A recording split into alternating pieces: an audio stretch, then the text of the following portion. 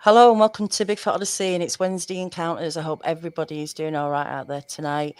I guess most of you will recognise our guest who was here maybe just the other week with Kerry and Mark, and it's Bryan Dennis. Thanks, Bryan, for joining us tonight. Yes, ma'am. Thank you for having me You're very again. welcome. Kerry's going to be on later with Mark. I think it's about 8:30 Central. He's going to be going live from the field with all their new equipment, and hopefully you'll all get some good footage coming through, whatever they capture, and I'm sure it'll be very interesting. And I guess they've got the challenges, but it's going to be fascinating to watch. But let's get into tonight, and you shared some encounters previously last time you were on, and there was a cut-off point. You're coming back. I guess anyone who's followed it hopefully will have a good idea of like the amount of stuff that's been going on with Bryan and his the amount of encounters and things that have been going on. You'll have to guide me into where you left Bryan and Okay. where you went from there. Sure. I just kind of bring, I guess, repetitive, but for people that's just now checking in YouTube, that way you kind of know some of the Yeah, phenomena that's great. that happened. Real briefly, kind of recap. My first encounter with this actually was about 5 years ago, late March of 2017. Mutual friend that had a lot of trust, confidence in. I met through another mutual friend, probably, I don't know, 3.5 to 5 years prior to this time. And he was telling me about phenomenon, sharing videos, pictures, giving me encounters he had, called me up. Hey, man, I just went to this cool place, met a family, blah, blah, blah. This is going on. Here's some pictures. So we finally got our trip planned after about 5 years for both of our schedules to work out. And we meet in central Kentucky. Go out. Like I said, it's late March. My first trek into it. Things that he prepped me on, Ishon, whoops, different phenomenons that he's encountered and experienced. He kind of briefed me on all this stuff, so I would be somewhat more probably mentally prepared. But he had found a piece of property through a guy that had contacted him that he went and investigated and uh, tells me, hey, man, this place is on fire. They're everywhere. Every time I go, he said, there's signs everywhere. I get sightings. I hear things. It's just this real cool place. This would be a great place for your first encounter.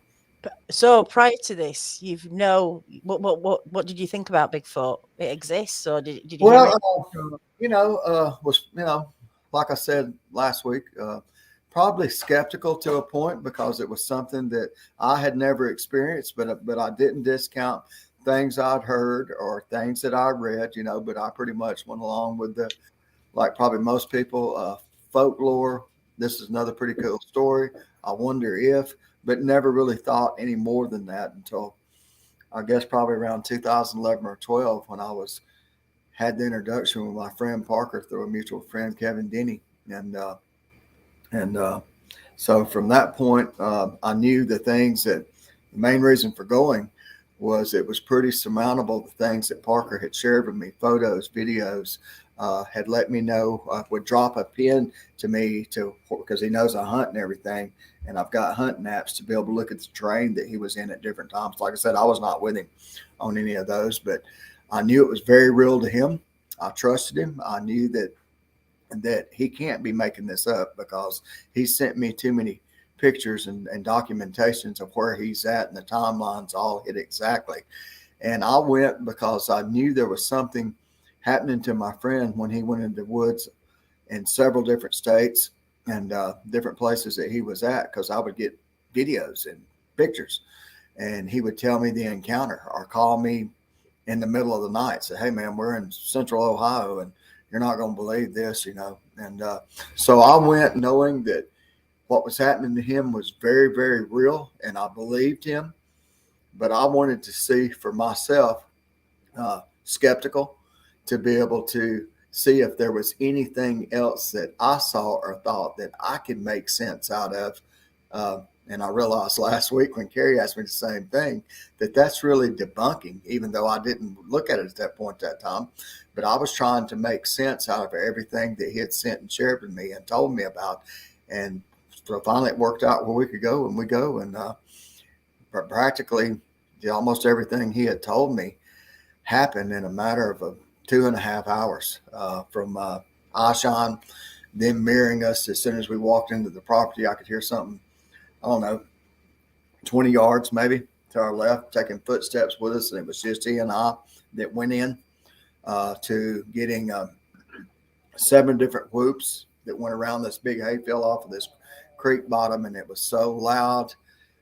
First time I'd heard it myself, it was so loud that I could literally feel like my insides were vibrating. And from that, never saw that one. Walking off in the hayfield by myself away from him and jumping something up. Like I said, I'm a hunter. I'm pretty sure it wasn't a deer. Deer get up. If they're leaving you, I don't care how dark it is, you're going to see that white tail. That's why they're called white tails. They're leaving when you see that. Didn't see that, but I'm not going to say that it couldn't have been something else. But I jumped something up that cleared a hedgerow, I don't know, 2, 3, 4 feet high. I heard it. It was loud enough that when it landed, I heard the impact. So it was something with a massive amount of weight. Never saw anything on that. So we walk out, then we start getting vocalizations, chatter. 3 different ones are talking. I'd never experienced that. That goes on for several minutes. I'm kind of, wow, really. And very strange, very odd. Like I said last week, it just made me question, what do you really know? You think you know stuff, but until you experience things like these, it's totally out of the norm or out of anybody's realm unless they've had these things happen. It's challenging, I guess, to say the least. The vocalizations quit after a couple minutes. Then it turns into I guess an orb, a ball of light, a ray of light that was on the forest floor that opened up probably 5 to 6 to 7 feet from right to left, orangish amber, red color. Wow. Then it goes from that to a ball. I mean, we could see it getting wider and bigger, and it's coming up, I don't know, I'd say 6, 8, 10 feet, I guess, maybe, before it clears where we can see it. And when we finally see it, it's, I would say, between a soccer and a beach ball size diameter, this orangish yellow amber, and it goes up 30, 35 feet. It's spinning, sets there. Then all of a sudden it goes all the way back across in front of us, all the way back across the hayfield and off into that creek bottom, 400 yards maybe. It illuminates all of that. Sat there and digested that for a few seconds. Still, the awe factor's there, like, wow, never saw nothing like this. And then walking out, get into my friend Parker thinks we may have hit, or I may have walked into a portal, and he was able to go through it. I was not able to walk through it. It stopped me. As I told last week, it wasn't a restraint feeling or something had me or anything like that. I just could not physically move forward through this, but I could go backwards. And so after a couple of attempts of trying to get through that, I lowered my center of gravity and my leverage to try to get more inertia to push through what was there that I couldn't see. And at that point, I get a whisper in my left ear. My left side of my face warmed up. The ear got hotter and hotter. Then, I mean, it wasn't like it was burning, but it was, you could tell that it was a warm breath. And it gets inside of my ear and chatter again, the same thing we were hearing. Know what that is. So from that point, I guess I was somewhat in between process and shock, I would say. There's quite a lot going on to process, isn't it? Yes, I mean, yes, your head spinning, your heart and everything. Yes, ma'am. Going 10 to the dozen. And from time to time, I think about it, and it's still kind of, if I think about it a lot, it really takes a lot of work to sit and try to put all these pieces together. And I've just come to the conclusion that, hey, man, you're probably never going to figure it all out, like I closed the show with, until some of us or one of us or somebody's able to go walk with them, spend time with them, gain that confidence and trust, for them to show them the realms of things that's possible that they can do. I think we're all just kind of blindfolded throwing darts, and I think everybody's encounter is different. I'm assuming, even though a lot of stories may parallel or have likenesses, Everybody processes differently, so everybody's take on what happened, the amount of energy that it took from them, or the amount of stress it possibly put on them, I think it's going to be a different experience for everybody. Case in point, I know this getting into tonight's thing. So we're walking back out at this point, going back to the truck. I'm guessing it's probably maybe 50 yards from us. We've got Connie Willis with us, which has a radio program that's syndicated worldwide called Blue Rock Talk. Blue Rock, yeah, she's been on, Yes. Connie. Yes, ma'am. She was on here Yes, a few years ago. So that was my first time meeting her. She was actually with us that night. We had left her and a friend of mine I brought to Nashville in the truck when me and Parker went in, because it was my first time. He knew the area, and he has been telling me that, hey man, I think they're just going to take you in. He said, I think you're going to get stuff that other people don't get. He said, you're positive. He said, you've got morality. You're a good person. You've got a good heart. He said, you're a believer in Christ. He said, I think they seek all these things. And he said, they always want positive energy. And he said, you're always upbeat. You always got something good to say, even in dark circumstances, to put a brighter light on something. And he said, I think they're going to eat it up. So apparently they did. But we go back to this truck to get them. And, you know, they're full of a million questions. Hey, what happened? What'd you see? Did you get anything? Did you hear anything? And as I told you before the show came on, I don't know.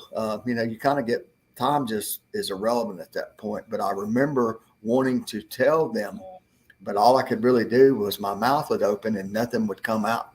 And I guess it was just me trying to process everything that had happened in my mind, you know, because the reality, I don't care how real it is, we've been taught that these things are probably not really out there. This could be Hollywood, it could be a horror movie, whatever. But when you experience something that you've never experienced, it's so many different levels of things that I never even really sat and thought about is being, I mean, I was familiar with orbs. I've had people that have had ghost stories or had things that I'm sure 100% that they happened.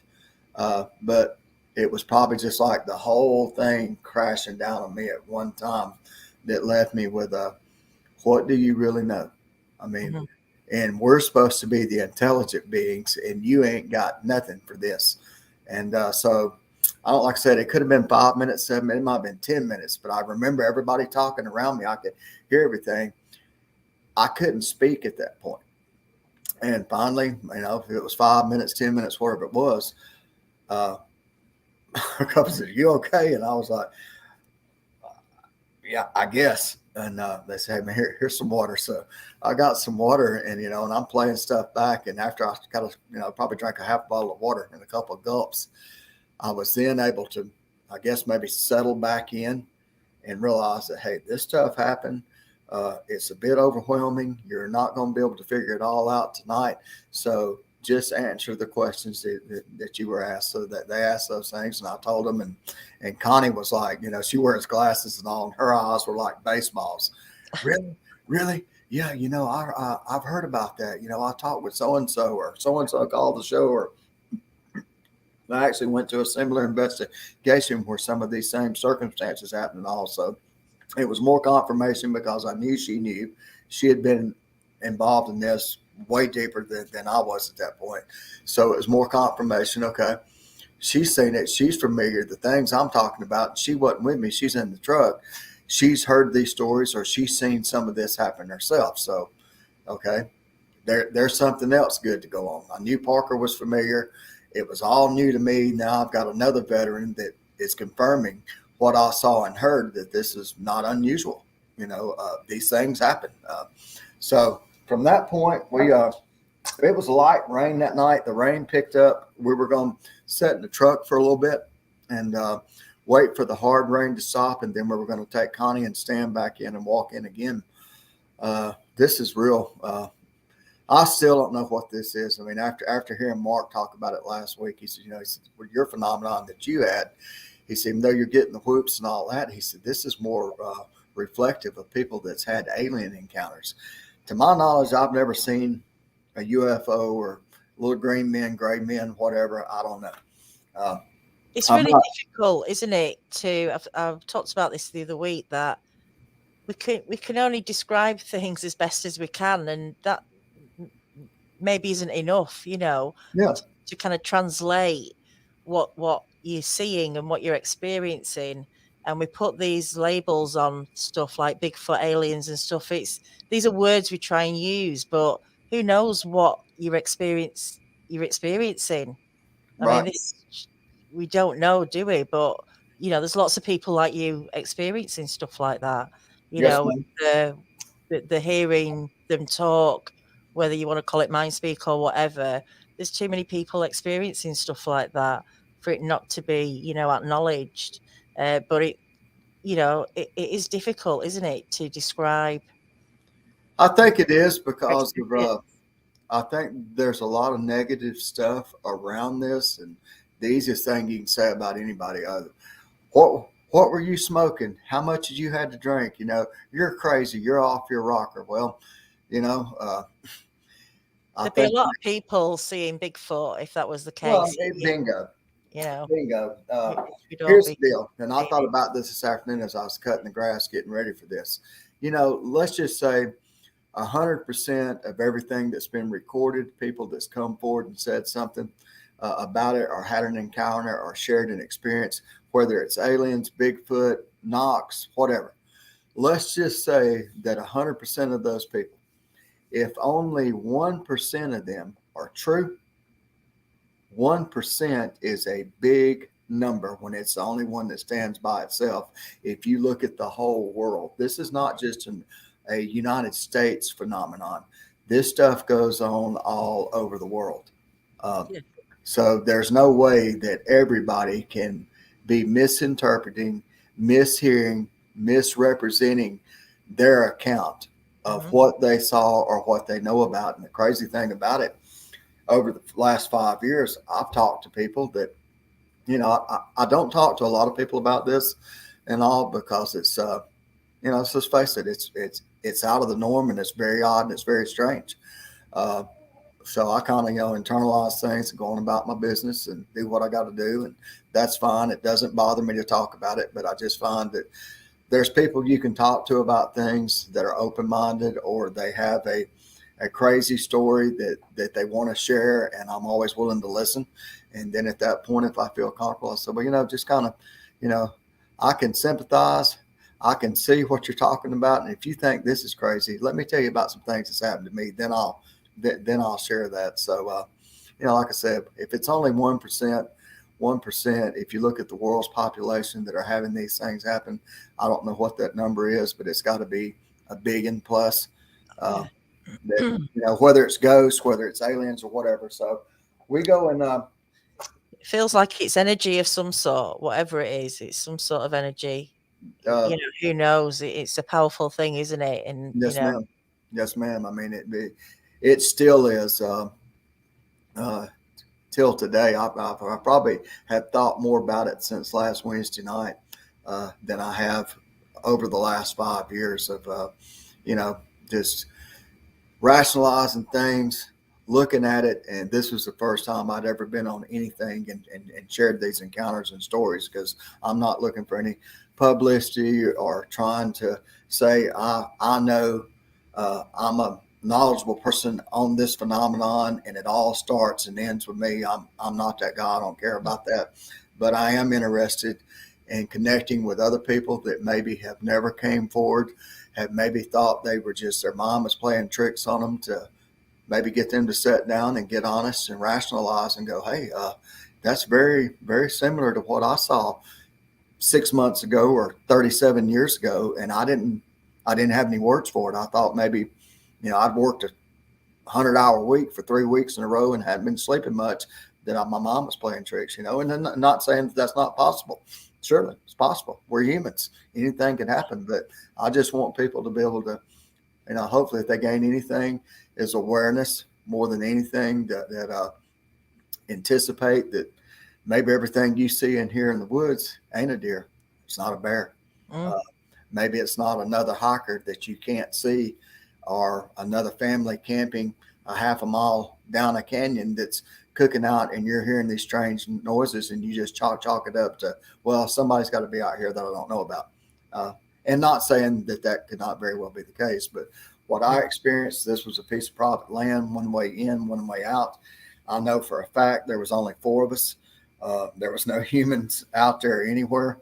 Um, so we kind of, at that point, like I said, it was pouring down. It started raining pretty heavy, and it was in 40 degrees. So we sat in the truck, was waiting for the rain to break.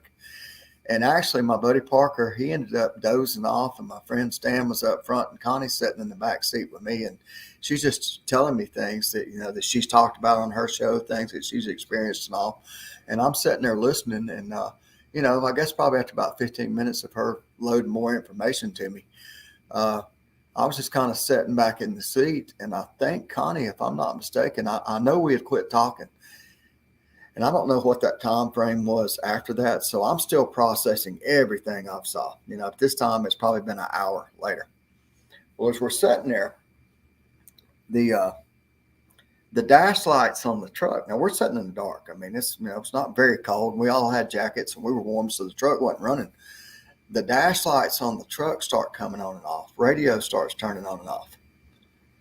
And I thought maybe Parker was doing something. So I leaned up and I said, "Hey, man," I said, "knock it off." I said, "We've been here for a while." I said, "Let's don't run the battery." Not that I was scared, but just enough sense. Don't run the battery down, dicking around out here. Let's get the, cool it. He said, "What are you talking about?" I woke him up.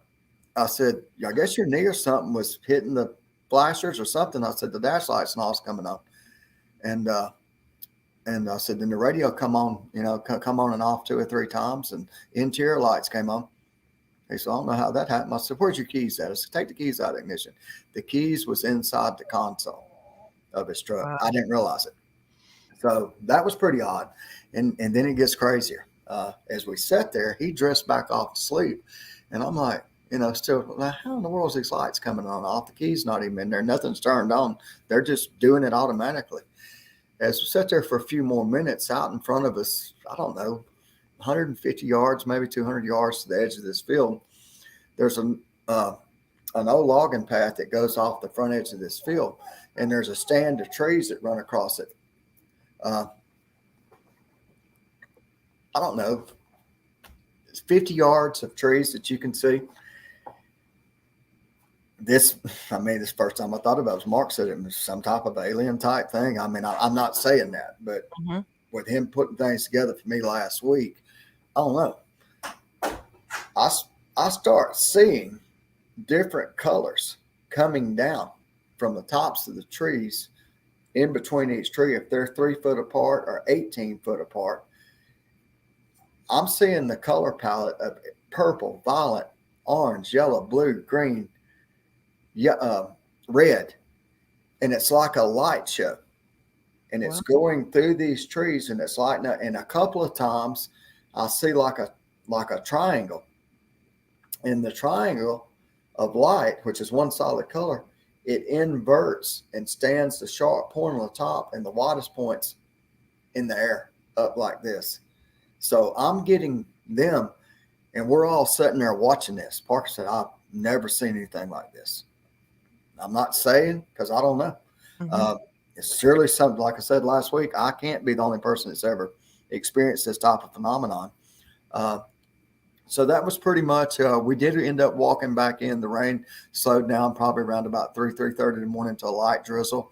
We walked back in with Connie and Stan. Nothing that popped out to me. I didn't hear any mirroring. We did get a little bit of eye shine on that. We didn't get any more whoops. We didn't see the orbs. We didn't hear any more chatter. No more whispers, things of that nature. So I think around 4:30, 4:45, we left and went back to camp and sat around and talked for a little bit, and slept and got up the next day. And we actually, Parker had set up a radio show in this town in Kentucky to go in and talk about his experience of different things that he's dealt with in the woods, from Bigfoot to, what medicine men, whatever. So he goes in and does a radio program, and then he asked me to come and join him with it, and we did, and we talked. And we had probably 30 callers call in that day, and then we ended up going back out to that property in the daylight for me to actually get a visual and be able to see. And pretty odd it was that my phone was 98 or 100% charged. Connie did an excerpt for her show later, and she filmed it, and she did an interview on me on my first encounter, and we were back in the woods where it happened at for her to air later on her program.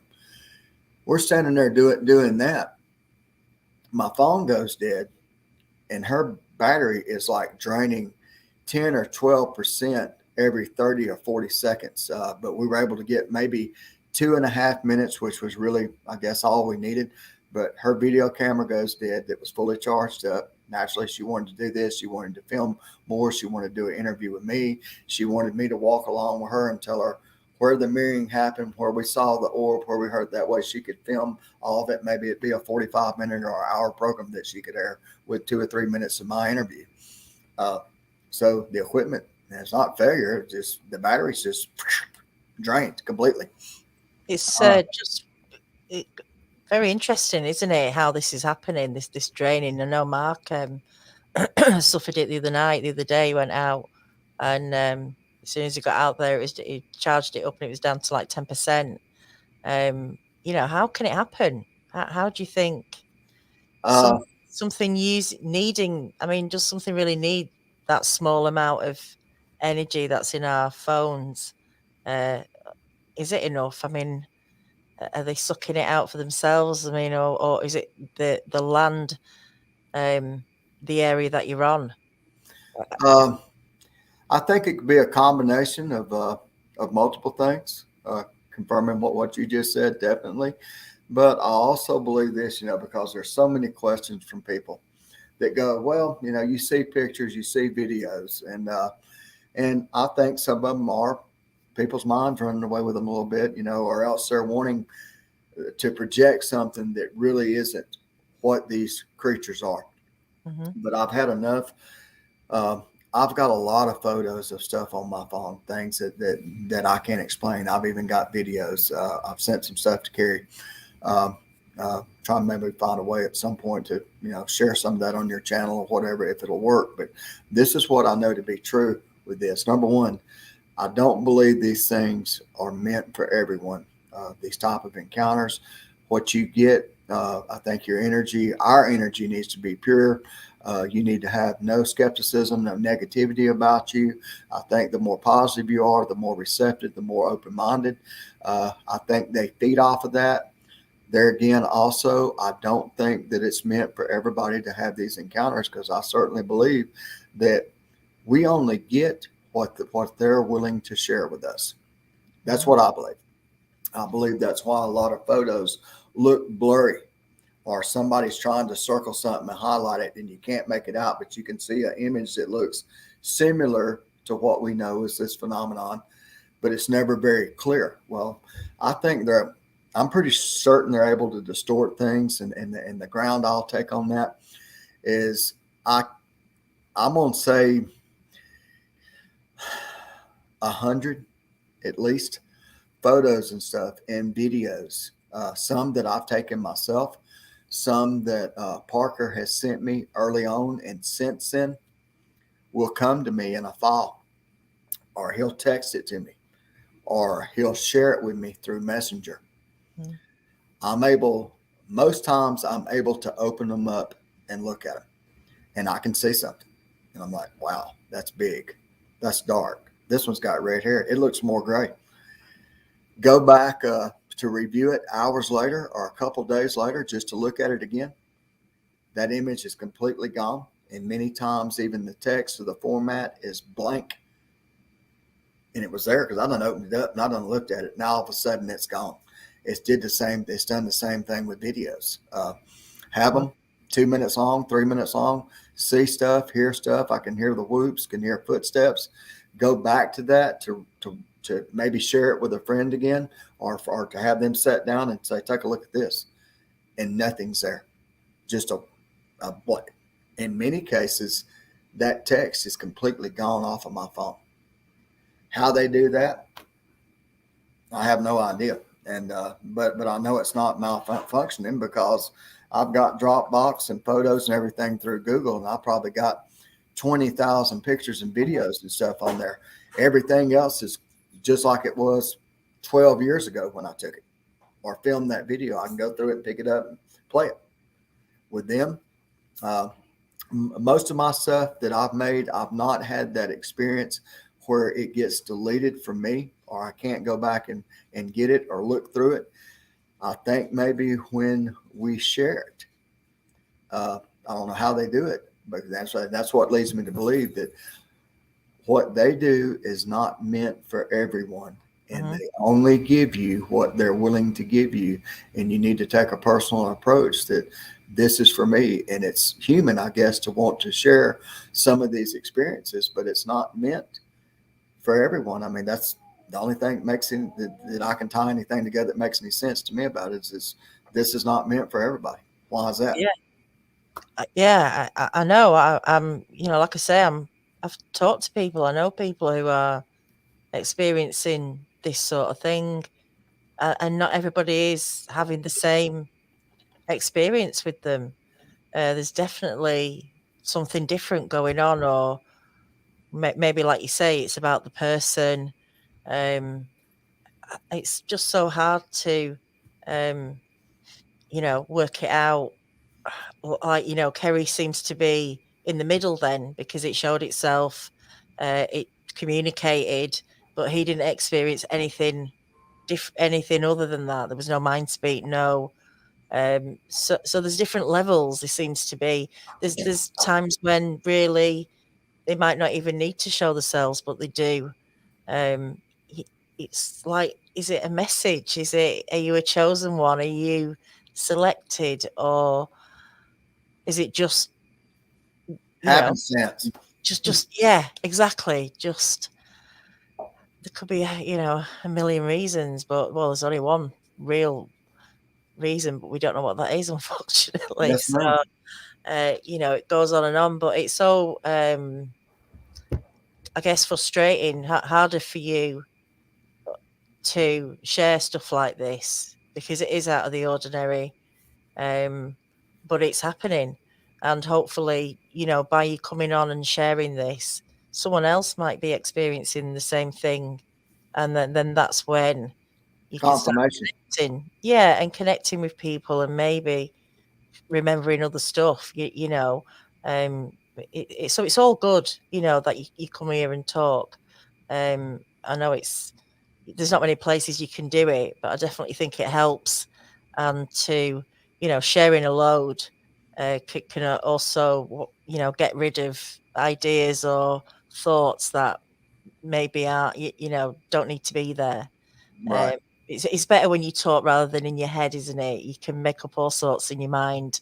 But actually, when you lay it out, physically speaking, things seem a bit more solid, don't they? Or make a bit more sense.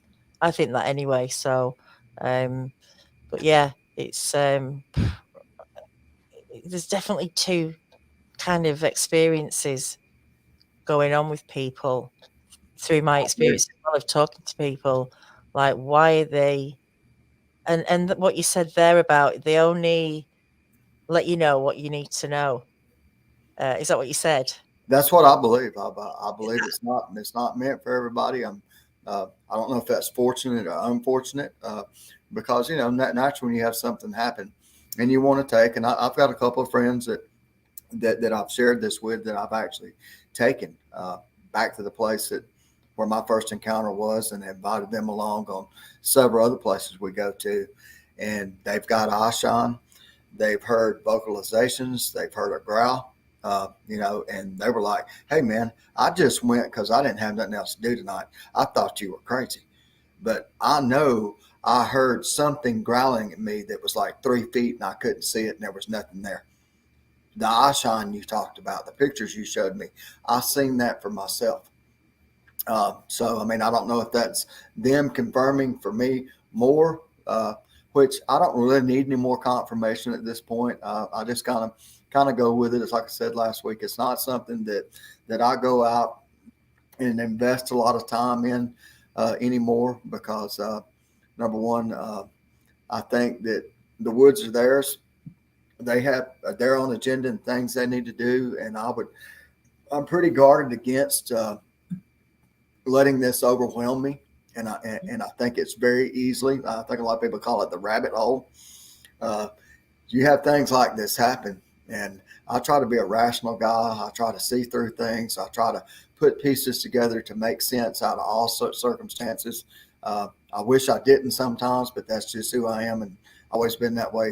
Things have to make sense. They have to connect for me to be all in on something. Well, with them, everything finally connected. And like I said, I spent more time this week than I have the whole 5 years just rehashing that. So definitely talking about it. I would encourage anybody, if it's just that one person or if there's a couple of people that you can sit down that value you, talk about it, because I think it's good to internalize and rationalize to ourselves, but it's also good to get things out and get other people's viewpoints. And it's a talking topic. I think you'll be pleasantly surprised that if you open up and share some things, you're not going to have to talk to too many people that has an encounter, and they may not know if it's Bigfoot, what they're talking about, but there are some phenomenons in the woods, private pieces of land that happens that people don't talk about, but once you get everybody talking, then they go, you know what? Yeah, I never thought about that until you said it made this sound and did that. I heard that when I was 15 years old on my grandparents' farm, and I just thought it was, an animal. I thought it was somebody over there building a barn or fixing a fence. But now that you've told me this, it makes me go back and wonder, was it really that at 15, or was it what you're talking about? I don't know, because I've seen things. I've seen tree breaks, but I just thought it was wind. And hey, very well could be, until you spend enough time and you see these things. And I'm a roofing contractor, so I get 2 or 3 wind reports and hail reports for the whole U.S. every morning by 5:30. I know where storms are happening at many times before people even wake up and something happen overnight. There's a difference when you have depressions and you have windstorms, straight line, torrential rains, hail. Those things are very damaging. That's my business. But for me to walk into somewhere and see tree bends, see breaks, see bark where it's been ripped apart, or they forcefully bent over a tree that's 32 inches in diameter so hard, and the tree is 45 foot long, and it's built up into an arch to where the arch, if you reach up, it's 12 or 14 foot. And you can walk around the back and see where the fibers of the tree, they had so much pressure, just separated, and they're sticking straight up, and the tree's not broken. Wind doesn't do that. If wind did that, it would uproot the whole tree. Now, I've been to a place in Indiana with another friend of mine that's got by far the best spot I've ever been on for these. So every time we go, we get we were up 3 weeks ago, Monday night, and I saw 3 things with Ashan and witnessed 3 things that they do that I've never seen.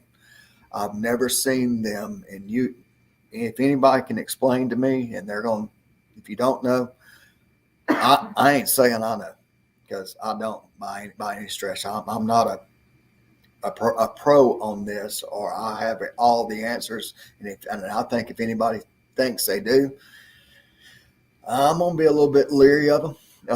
Personally, because I think there's just so much in this phenomenon. And there again, it goes back. They're only going to do and give you what they're willing to do. So everybody's situation is different.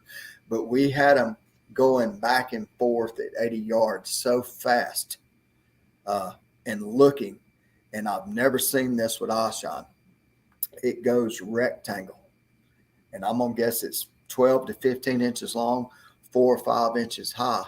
And it's moving so fast that it's leaving a comet tail out of the rectangle. I've never seen them do that. I've never seen their eyes go rectangle. I've seen it get big. This particular place, they will light up so much that you can see. The best way to describe it for anybody that's not experienced this, so pay attention here. It's more than Ashan. This bunch in Indiana and the ones that I have where I live out here in Nashville, every one of them, it will almost look like a pumpkin. It looks like a jack-o'-lantern that's out at 100 yards, 200 yards, or whatever. You can see the orange glow. Clarence, we nicknamed this one Clarence in Indiana. He's got red eyes. huge head. His head the other night had to be 48 inches in diameter. You could see Wow. the whole outline. You could see his eyes just light up. And this is something that we found. And if people's encountering this, try this. Hopefully it works. It's worked for us. Uh, the human element of them, we're humans. We all like praise. We all like to hear a good job. You're appreciated. Hey man, I value you. You're my best friend. I love you. Whatever. That's how we're designed. The human element of them, they like, from what we've gathered, they like praise. The more we applaud and cheer when they're doing eye shine, the brighter they get, the more illumination they do. And Clarence and a couple of other ones up there, we can almost command them. We can ask them to brighten up, or is that all you got? Have you got anything new? And every time, whatever we ask them, they do. So I don't know what type of connectivity that is, but it's phenomenon, Yeah, maybe this is something people, can try. I mean, it does sound crazy, and I'm not being disrespectful, but sure. This eye shine thing, this illumination that people are seeing, not from any light source around them. What is that about? It's just, you hear so many different stories of, the one we had on Drawing Bigfoot a few weeks ago, big red round eyes, glowing. Is it Bigfoot or is it something similar? I think that's the question. I can't personally 100% say that's Bigfoot doing that, but there's something out there that's doing it. Now we do get whoops. There's a lot of phenomenon in this place with tree bends, tree breaks. There's even one tree that's probably, I'd say, 60 to 75 foot long. The tree was probably, looking as much as I hunt and stuff, I'd say this tree would have to be somewhere at least 40 years old. This whole tree is suspended about 50 foot above the ground, and it's wove through 4 other trees, and it just sits there. Wow. Okay. This is a state park. Okay. I'm not going to disclose everything, but this is a state park. So it's treated like private land. You're not going to be able to come in there. The only way you can get that thing up there is with a piece of equipment. There's no way men can do it unless they've got equipment and they've got riggings. Number one, state park is protected. Who is going to go in there and spend the time to pull a root ball and all up of a 40 or 50 foot long tree, 60 foot, and set it up and suspend it? And who's creative enough, I don't care what type of engineer you are, that we're going to run it 21 foot, then we're going to weave it through this 22-inch tree, let it go 13 and a half more feet, then we're going to weave it back through this 8-foot tree, and then we're going to let the end of it extend another 28 foot through another tree that's 12 feet away from it. If you got that kind of time, you need to be doing something else, I think. But there's countless things that we see that's ongoing and reoccurring, and although there's a lot of similarities, there's always something a little bit different that makes it even a little bit more unique. So there again, that rabbit hole, deeper and deeper. So definitely, there's definitely a connection to wood, isn't there? It is. Many times you look at it, the tree knocks, the glyphs, the structures, if that's what they're doing, wood is an important factor. Seems to be something that's connected to all this. I feel like that anyway. I do too. I don't know whether it's got properties or it does something. Who knows? Because we don't know. It's just guesses, isn't it?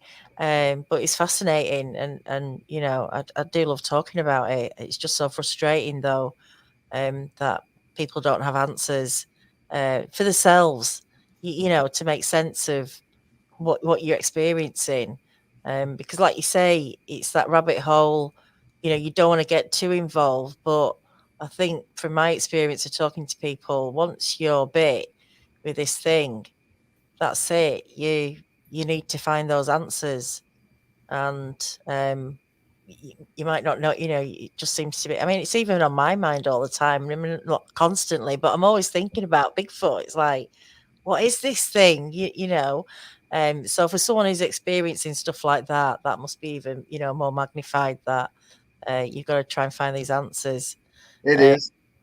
It we'll is. probably have to have you back on again, but let's carry on from when you saw the lights, Okay. street lights, because we've still got 10, 12 minutes left. Okay.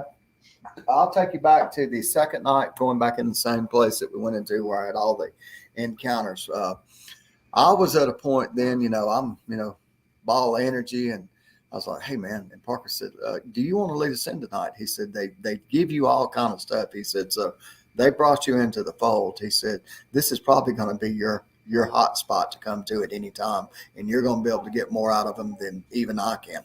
He said, so why don't you lead us in tonight? He said, because they already know you. They're familiar with you as well as me. But he said, I really think that it's about you. So we walk in and cross the logging cable again and walk down 50 or 60 yards.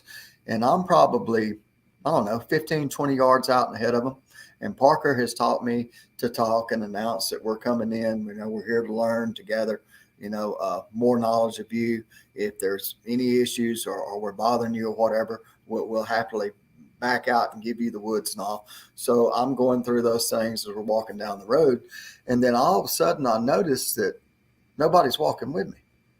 And I turn around and Parker, Connie Willis, and my buddy Stan are all standing there on this knoll pretty close to the spot where I couldn't get through whatever that was. And I got the ear speak into my left ear. And Connie, she's got her glasses on, but her eyes are about to push the lenses out of the glasses.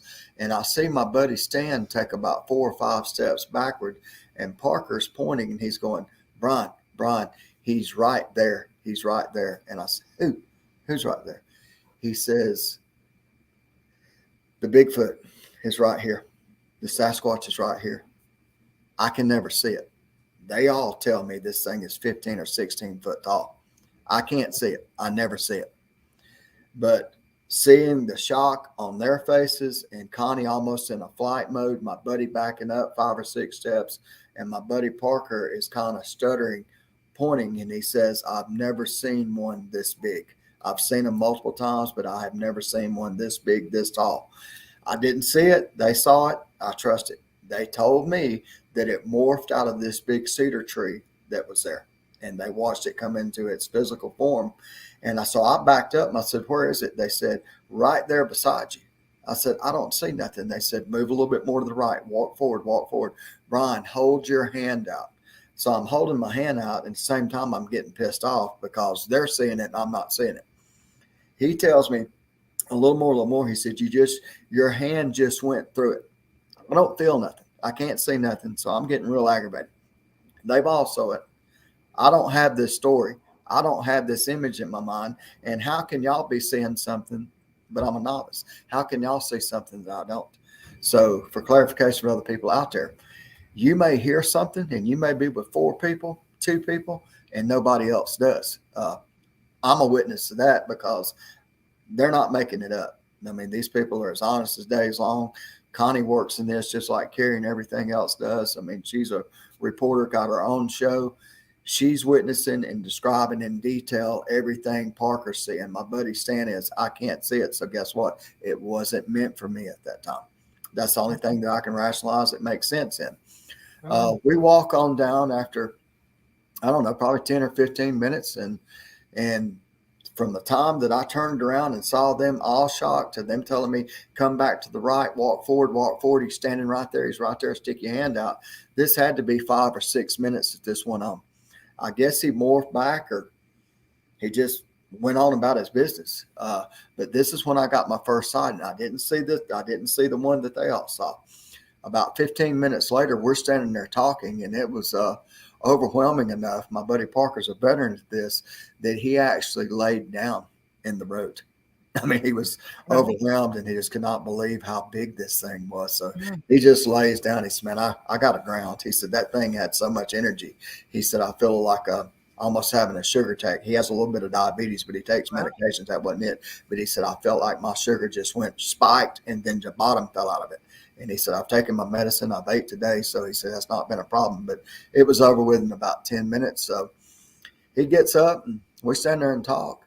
And we start to walk, and a couple of them had kind of drifted off the path a little bit to the right, and pretty near to where the first night we saw the ball of light and had the vocalizations of the three that were discussing, arguing, or whatever. Out about that same area, I can't say it was still at night. It's probably midnight the second night, but it looked pretty close approximately to the exact point that we were at when we heard those. Out of nowhere, out of that same direction, I see one step out. The road's probably 35 feet wide right there. Never made a sound. I'm probably 50 yards from it. It's walking on about a 40-degree angle from the point it comes out. Not really towards me, but kind of fading a little bit to the left. And there's a bank that goes up into this woodlot. And what I thought was odd at the time, it was the first time I saw one. I'm going to estimate between 6 foot, 6'3", had to be 450, 475 pounds, just thick, massive, dark. So I don't know if it was brown, black, gray, whatever, because it's midnight. But it was very close thing I can compare it to would be a heavyweight bodybuilder and a huge defensive lineman. But this thing was just a lot more girth through the shoulders, through the cap of the shoulder, the thighs, from front to back, looked like it was probably 20 inches if you took a tape measure from the front of the thigh to the back of it. Wow. And what seemed so odd to me was like it only took 3 or 4 steps and I couldn't hear it. And it cleared that whole road. And I've heard people talk about, it looked like it was gliding. It didn't look like it was gliding to me. And it didn't look like it was making any effort to cover the ground. It was walking.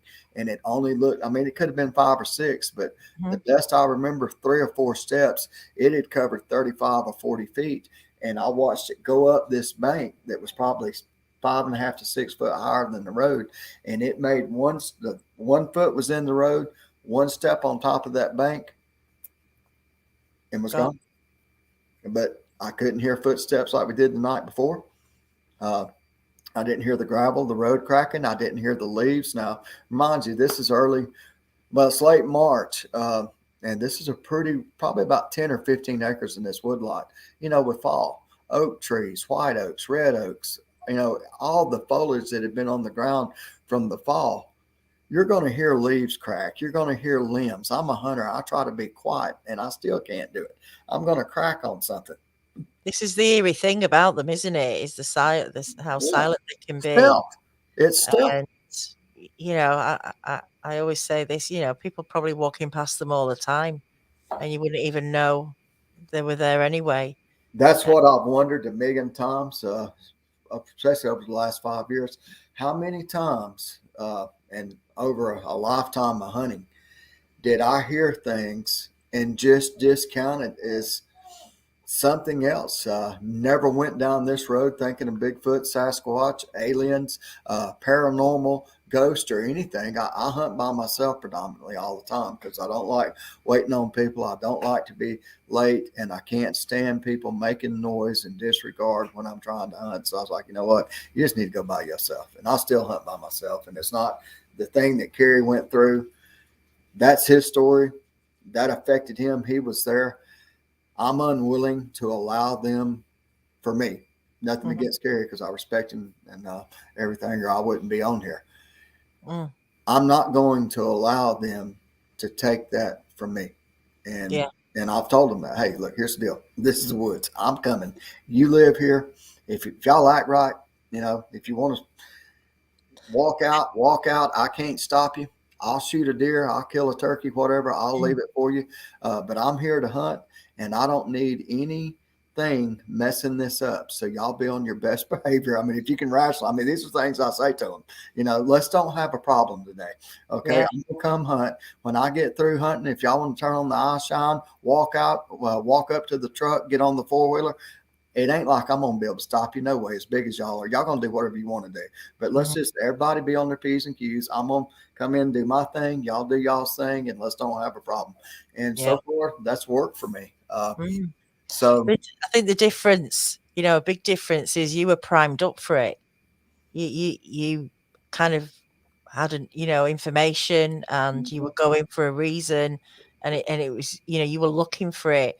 Whereas for Kerry, this thing just changed his life in seconds, just appeared, and he had no time to, right. you He never had anything to compare that to, and it never crossed his mind until he sees that. Then, which I would say would be alarming, all the things that he had discounted the years prior to this sighting. Now he's able to go, I think that was him. know. That very well could have been, or was it really what I thought? I don't Yeah. know now. So I think in that's own right, that's terrifying enough.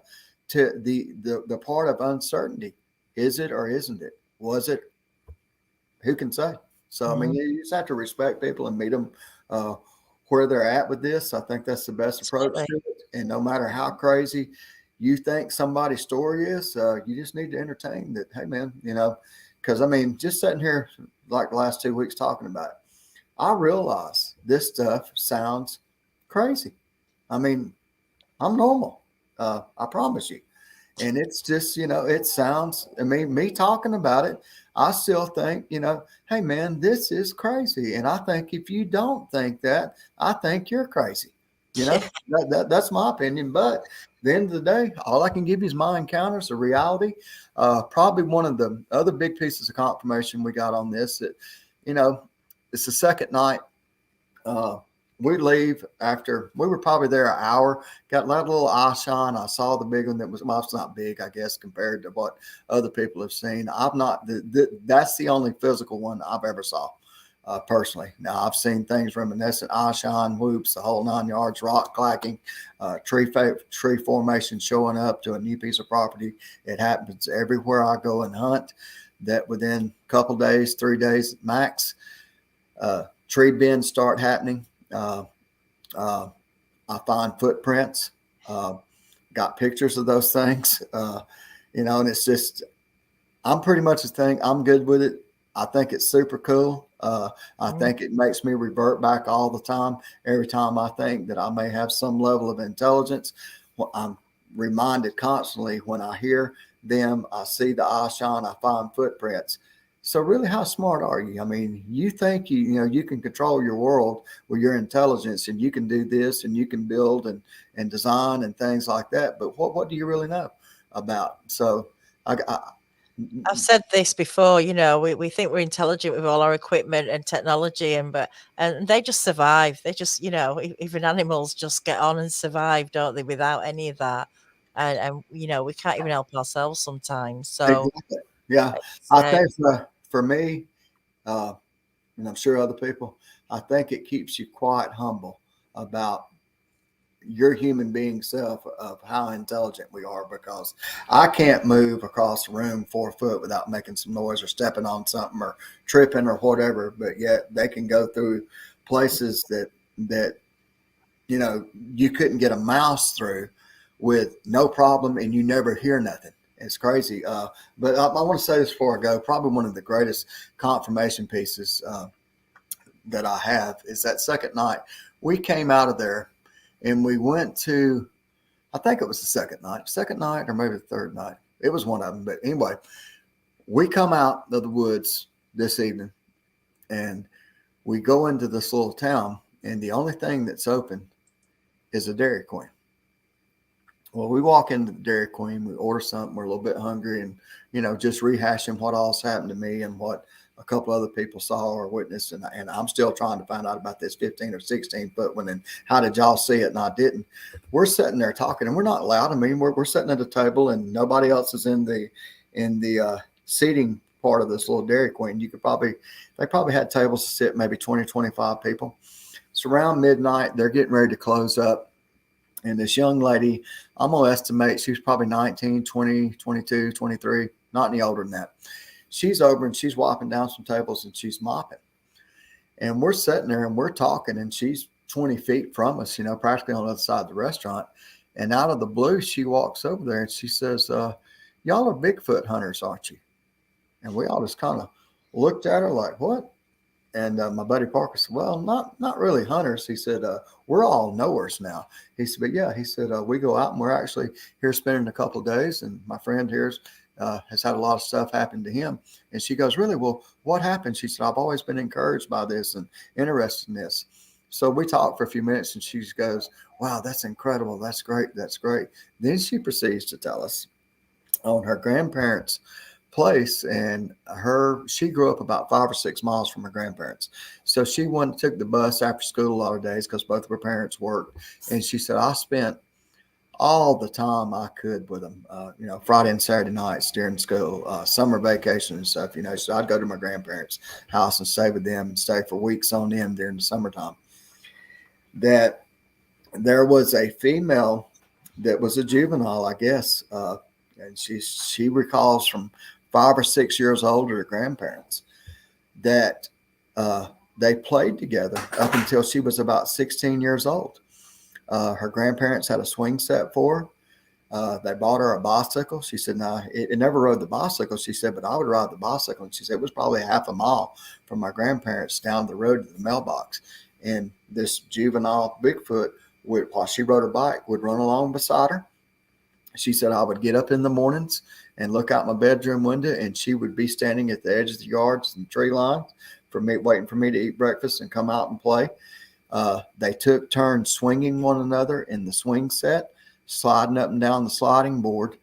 And it was so real to her. And it was the first time, I guess, she'd really been able to talk about this, So she said it was no stranger to my grandparents or my parents because my dad remembered them being around. Her grandfather saw they'd been here for 75 years. I've seen them countless times. I just, go about my business. She said, never been a problem, never been a nuisance. They don't tear up stuff. And he said, cool with it. Yeah. But she starts, as she's telling this, going back to her childhood and how close that relationship was. I noticed that tears are running down both of her cheeks.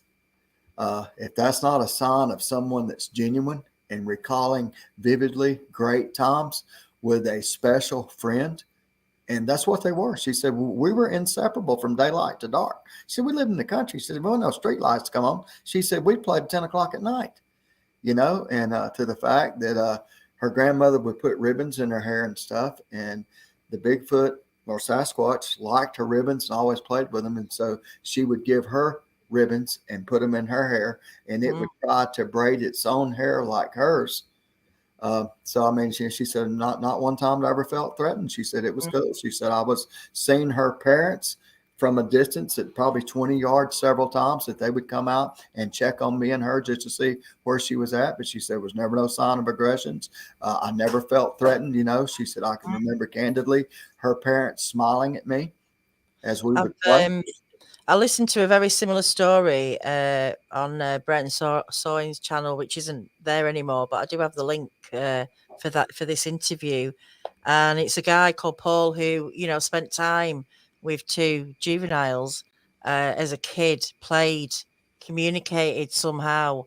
And he got really emotional during this interview at the point where one of these juveniles, they said they had to stop seeing each other. It's a fascinating account, and I believe this guy 100%. The way I'll send you the link for it. Yes, I love that. I'll just put the link in the chat for anyone who wants to go and listen to it later. But this is a fascinating account. If I just put that in. But look, Bryan, let's have you back. Let's try and get some photos if you want. We'll try and, if you want to share some video, whatever. I can help you do that. I sent Kerry some stuff last week, and this goes right along with what I said. I sent him a great picture that I've had for a couple of years, and it's a live video that I shot in Daniel Boone National Forest of a branch that is suspended in this other branch, and it's a completely different species of wood, and it's ticking back and forth like a second hand on a grandfather clock. No winds blowing, nothing.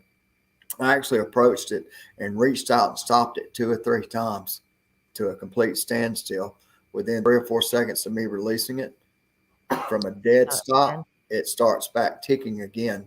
And I've got, for the first time, maybe a month ago, I was showing that video again to a friend of mine, and he's looking at it, and I've kind of got my phone out like this, and he's over my shoulder. I've looked at this video, still trying to figure out how was this doing this, because the grass is 7 or 8 inches tall. You can see it clearly at the bottom. Not even a blade of grass is moving, so there's no wind. And I was there, and whether you believe me or not, I can promise you there was no wind. That's what alerted me to this. I sent it to Kerry last week, and he couldn't really tell anything a lot about it. But all of a sudden, I went back and watched it the other day. Same video. Now the grass is moving. It's never been moving before. This photos, it was, I think we took this in March of 2020. It was the first of the pandemic, and a bunch of us got together and said, well, we ain't worried about the mask, all this. We all going to die anyway. So we went to like 2 different, Kentucky, Northern Kentucky, Central Kentucky. We ended up in Daniel Boone, which is on the Kentucky-Tennessee line, and we went into Ohio to another friend of mine's place that has ate up. I've not seen one of these yet, but he's very familiar with dogmen, and he has them. He's got photos and all this. So we kind of made a 17-hour day out of this, and this photo comes in video, send it to Kerry, and just like I said before, for some reason, a lot of times it'll just, there's nothing there. Well, this one, all of a sudden, now the grass is moving. So I'll be happy to send it and share it to y'all, and hopefully I can get with y'all sometime and show you the original, because there's a lot of odd things that I've just noticed the last month in the same photo that I've seen 4 or 5 different things that I've never seen before. So that makes me wonder again. They give you, I think, once you become knowledgeable with this, I think the steps get maybe further apart, but they're more significant. So I do think that they have the ability to give you more in-depth detail as time passes on. As you're going along, it makes sense. Look, it is fascinating. We'll keep in touch, and we'll sort something out, some images and video that we can show, and we'll get you back on again. Guys, another 20 minutes after this show, Kerry and Mark will be going live from the field with all the new equipment. So don't go too far because they won't be very long. Bryan, thank you again. And everyone, thanks for joining us tonight, and have a good night. I hope Kerry and Mark are successful and you get to see some interesting stuff. But until the next time,